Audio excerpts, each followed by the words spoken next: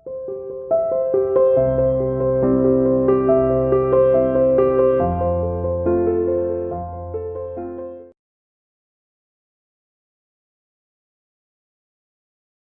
student, welcome to CR International School online classes. Beta, how are you? I hope you all are fine and safe and at home.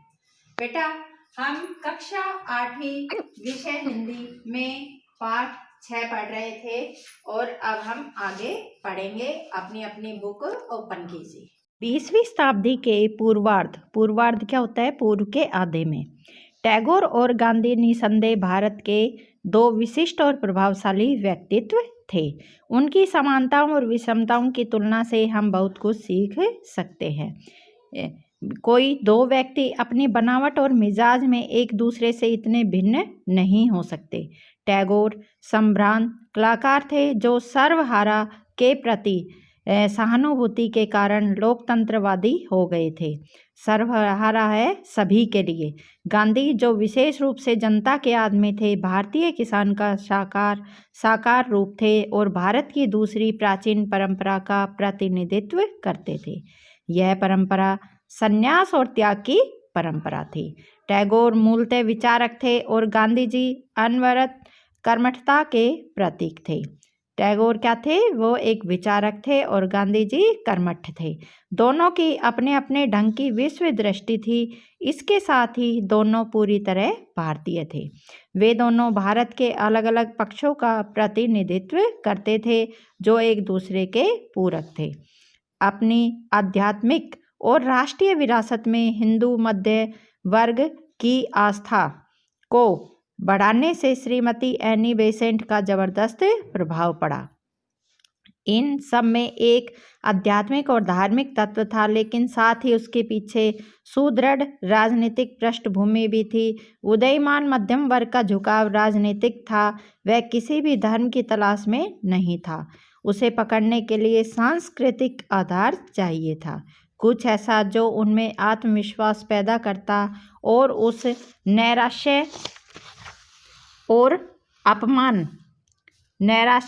अपमान के बोध को कम करता जो उनके भीतर विदेशी जीत और शासन ने पैदा कर दिया था।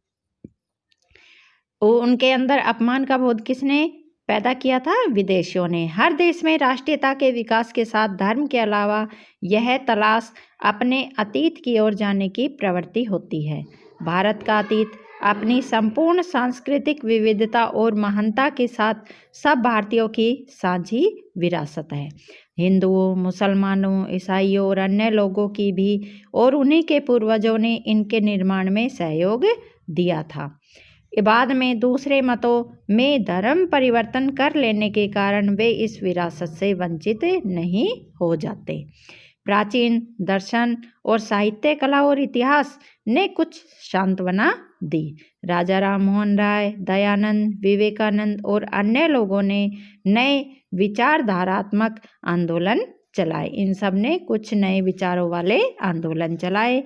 एक और उन्होंने अंग्रेजी साहित्य की समृद्ध साहित्य धारा से रसपान किया, वही दूसरी ओर उनका मानस भारत के प्राचीन मनीषियों और सूरवीरों के विचारों और कार्यों से, उन पूरा गाथाओं और परंपराओं से भरा था जिन्हें उन्होंने अपने बचपन में आत्मसात किया था। इसमें से बहुत सी बातें मुसलमान जनता में भी समान रूप से प्रचलित थी। वे लोग परंपराओं से भली भांति परिचित थे, लेकिन धीरे धीरे विशेष रूप से उच्च वर्ग के मुसलमानों द्वारा यह महसूस किया जाने लगा कि उनके लिए इन अर्ध धार्मिक परंपराओं से जुड़ना बहुत मुनासिब नहीं होगा, यानी कि बहुत ठीक नहीं होगा।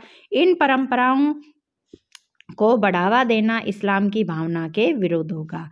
उन्होंने अपनी कौमी होती जाति बुनियाद दूसरी जगह तलाश की। कुछ हद तक उन्होंने उसे भारत के अफगान और मुगल युग में पाया, लेकिन उससे खाली जगह पूरी तरह नहीं भर पाई। गदर के बाद भारत के मुसलमान इस असमंजस में थे कि वे किस ओर मुड़े। जो मुसलमान थे वो असमंजस में पड़ गए कि वे किस ओर जाए। ब्रिटिश सरकार ने जानबूझकर हिंदुओं की तुलना में उनका दमन कहीं अधिक किया और इस दमन का प्रभाव विशेष रूप से उन मुसलमानों पर पड़ा जिनसे नया मध्य वर्ग और बुजुर्गा वर्ग पैदा हुआ। सन 1870 के बाद उनके प्रति ब्रिटिश नीति में धीरे धीरे परिवर्तन हुआ और वह उनके अधिक अनुकूल हो गई। इस परिवर्तन का विशेष कारण ब्रिटिश सरकार की संतुलन नीति थी। फिर भी इस प्रक्रिया में सर सैयद अहमद खां की महत्वपूर्ण भूमिका रही। उन्होंने इस बात का भरोसा दिया था कि वे ब्रिटिश सत्ता के सहयोग करके ही मुसलमानों को ऊपर उठा सकते हैं। वे इस बात के लिए बहुत उत्सुक थे कि ये लोग अंग्रेजी सरकार को अंग्रेजी शिक्षा को स्वीकार कर ले। उन्होंने यूरोपीय सभ्यता को जिस रूप में देखा था उसका उन पर गहरा प्रभाव पड़ा। वास्तव में यूरोप में लिखे कुछ पत्रों से जाहिर होता है कि वे इतने चकाचौंध थे कि उनका संतुलन डगमगा सा गया। सैयद उत्साही सुधारक थे और वे आधुनिक वैज्ञानिक विचारों के साथ इस्लाम का मेल बैठाना चाहते थे। वो क्या थे? एक उत्साही सुधारक थे। वे नए ढंग की शिक्षा को बढ़ावा देना चाहते थे।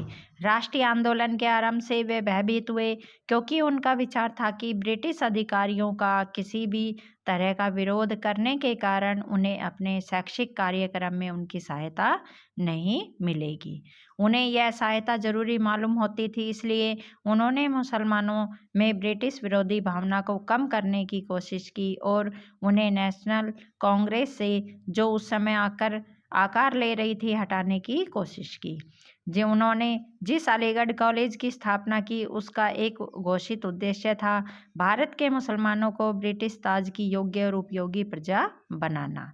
वे नेशनल कांग्रेस का विरोध इसलिए नहीं करते थे कि वे उसे विशेष रूप से हिंदू संगठन समझते थे। उन्होंने इसका विरोध इसलिए किया क्योंकि वे अंग्रेजों की सहायता और सहयोग चाहते थे। उन्होंने यह दिखाने की कोशिश की कि कुल मिलाकर मुसलमानों ने गदर में हिस्सा नहीं लिया और वे ब्रिटिश सत्ता के प्रति वफादार रहे। वे किसी रूप में हिंदू विरोधी या सांप्रदायिक दृष्टि से अलगाववादी नहीं थे।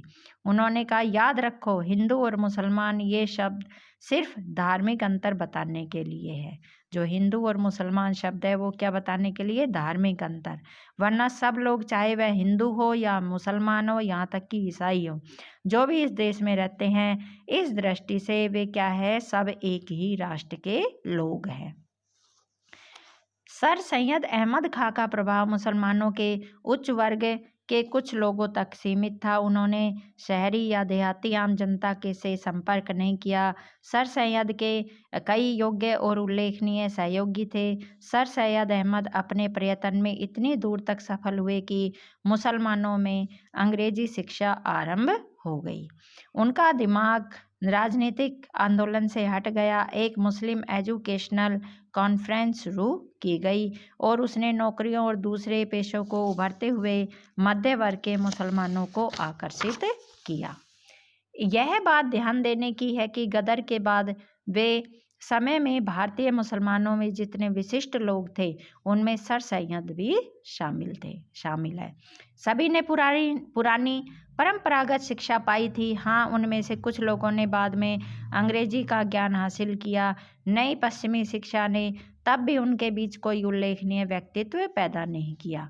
सन 1912 में मुस्लिम दिमाग के विकास की दृष्टि से उल्लेखनीय है। उस साल 2 नए साप्ताहिक निकलने शुरू हुए। एक था उर्दू में अल हिलाल और दूसरा था अंग्रेजी में द कॉमरेड। अल हिलाल का आरंभ अबुल कलाम आज़ाद कांग्रेस के वर्तमान सभापति ने किया था। अबुल कलाम आज़ाद कौन थे? कांग्रेस के वर्तमान सभापति। ये 24 वर्ष के प्रतिभाशाली नवयुवक थे। वे 15 से 20 वर्ष की आयु में ही अपने अरबी और फारसी के ज्ञान गहन अध्ययन के लिए सुप्रसिद्ध हो गए थे। इसके साथ उन्होंने बाहर की इस्लामी दुनिया के बारे में जानकारी हासिल की और उन सुधारवादी आंदोलनों के बारे में जो वहाँ चल रहे थे, उन्होंने धर्म ग्रंथों की व्याख्या बुद्धिवादी दृष्टिकोण से की थी। वे इस्लामी देशों में किसी भी अन्य भारतीय मुसलमान की अपेक्षा अधिक प्रसिद्ध हुए। उनका दृष्टिकोण अधिक उदार और तर्कसंगत था। इस कारण वे पुराने नेताओं के सामंती, संकीर्ण, धार्मिकता, अलगाववादी दृष्टिकोण से दूर थे, यानी कि वे अलग थे। अपने इसी दृष्टिकोण के कारण वे अनिवार्य रूप से भारतीय राष्ट्रवादी थे। आज़ाद की शैली में उत्तेजना और तेजस्विता थी, जो कि कभी कभी वह फारसी पृष्ठभूमि के कारण कुछ कठिन प्रतीत होती थी। नए विचारों के लिए उन्होंने नई शब्दावली का प्रयोग किया। उर्दू भाषा जैसी आज है उसे यह रूप देने में उनका निश्चित योगदान था। उनमें मध्ययुगीन पंडिताऊपन, 18वीं शताब्दी की तार्किकता और आधुनिक दृष्टिकोण का विचित्र मेल था। अलीगढ़ कॉलेज में सर सैयद खां से उनका संबंध रहा था, लेकिन अलीगढ़ कॉलेज की परंपरा अलग थी। राजनीतिक और सामाजिक दोनों दृष्टियों से वे रूढ़िवादी थी। अपने विद्यार्थियों के सामने वे मुख्य लक्ष्य रखते थे, वह था निचले दर्जे की सरकारी नौकरी में प्रवेश करना। इसके लिए सरकार समर्थक रवैया अनिवार्य था और राष्ट्रवाद विद्रोह के लिए कोई गुंजाइश नहीं थी। अलीगढ़ कॉलेज का समुदाय अब नए मुसलमान बुद्धिजीवियों का नेतृत्व कर रहा था, कभी कभी प्रकट रूप से, पर अधिकतर पर्दे के पीछे लगभग हर मुस्लिम आंदोलन को प्रभावित करता था। मुस्लिम लीग की स्थापना मुख्य रूप से इन्हीं लोगों के प्रयास से हुई थी। जब मुस्लिम आंदोलन हुआ, अबुल कलाम आज़ाद ने इस पुरातनपंथी और राष्ट्र विरोधी भावना के गढ़ पर हमला किया। यह काम उन्होंने ऐसे विचार के प्रसार से किया, उन्होंने अलीगढ़ परंपरा की जड़ ही खोद दी। इस युवा लेखक और पत्रकार ने मुस्लिम बुद्धिजीवी समुदाय में सनसनी पैदा की। यद्यपि बुजुर्गों ने उन पर बोहे चढ़ाई, पर युवा पीढ़ी के दिमाग में उनके शब्दों ने उत्तेजना पैदा कर दी। किसके शब्दों ने? अबुल कलाम आज़ाद के शब्दों ने। तिलक और गोखले नेशनल कांग्रेस, जिसकी स्थापना 1885 में हुई थी, जब प्रौढ़ हुई तो एक नए ढंग का नेतृत्व सामने आया। ये लोग अधिक आक्रामक और अवज्ञाकारी थे। बड़ी संख्या में निम्न मध्य वर्ग और विद्यार्थी युवा लोगों के प्रतिनिधि थे। बंगाल विभाजन के विरोध में जो शक्तिशाली आंदोलन हुआ था, उसमें उस प्रकार के कई योग्य और ओजस्वी नेता उभर कर आए। कौन कौन? जैसे तिलक, गोखले जैसे कई नेता। लेकिन इसके सच्चे प्रतीक महाराष्ट्र के बाल गंगाधर तिलक थे। पुराने नेतृत्व के प्रतिनिधि भी कम उम्र के मराठा सज्जन गोपाल कृष्ण गोखले थे। क्रांतिकारी नारे हवा में गूंज रहे थे। संघर्ष अनिवार्य था। इस संघर्ष को बचाने के लिए कांग्रेस के बुजुर्ग नेता दादा भाई नारोजी थे, जिन्हें राष्ट्रपिता समझा जाता था। अपने अवकाश प्राप्त जीवन से वापस लाए गए। बचाव थोड़े ही दिन के लिए हुआ और 1907 में संघर्ष फिर हुआ, जिससे पुराने उदार दल की जीत हुई। पर इसमें संदेह नहीं कि राजनीतिक दृष्टि से सजग भारत की बहुसंख्यक जनता तिलक और उनके समुदाय के पक्ष में थी।